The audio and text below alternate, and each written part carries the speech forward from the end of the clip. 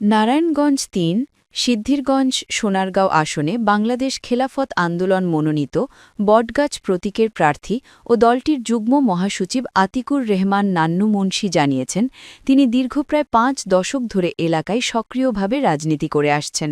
তিনি দাবি করেন, অতীতে রাজনৈতিক প্রতিকূলতার কারণে অনেক সময় নিজের প্রতীকে ভোট দেওয়ার সুযোগ পাননি এবং বিভিন্ন সময় ভোট গ্রহণ নিয়ে অনিয়মের অভিযোগ ছিল। আমাদের স্টাফ রিপোর্টার মোহাম্মদ নূর নবী জনি জানান, রবিবার দুপুরে নারায়ণগঞ্জের সিদ্ধিরগঞ্জের শিমরাইল এলাকায় নির্বাচনী গণসংযোগ ও লিফলেট বিতরণ শেষে সাংবাদিকদের সঙ্গে আলাপকালে তিনি এসব কথা বলেন। নান্নু মুন্সি বলেন, তিনি দীর্ঘদিন ধরে স্থানীয় রাজনীতির সঙ্গে সম্পৃক্ত এবং নানা রাজনৈতিক প্রতিযোগিতা ও চ্যালেঞ্জ মোকাবিলা করেছেন। তিনি আরও উল্লেখ করেন, আওয়ামী লীগের প্রভাবশালী নেতা শামীম ওসমান ও আলোচিত ব্যক্তি নূর হোসেনের সঙ্গে রাজনৈতিকভাবে প্রতিদ্বন্দ্বিতা করেছেন বলে দাবি করেন।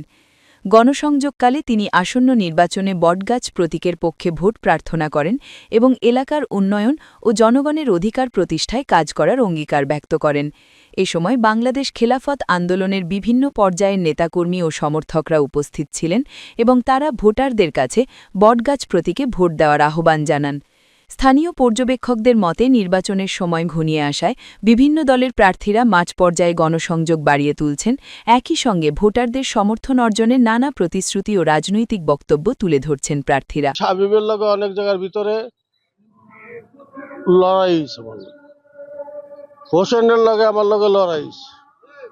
আমি হেই নান্নু মুন্সি। তো এবার ব্যাপারটা হইল কি, সব সময় সব জিনিসের ভিতরে যে জিনিসটা আমরা বোঝার চেষ্টা করো, তোমরা নীরবে বিপ্লব হইতেছে, ভোটের বিপ্লব। এই বিপ্লবের ভিতরে আমি ইনশাল্লাহ আর কোন না এলে সিদ্ধিরগঞ্জ আমি পাশ করবো ইনশাল্লাহ।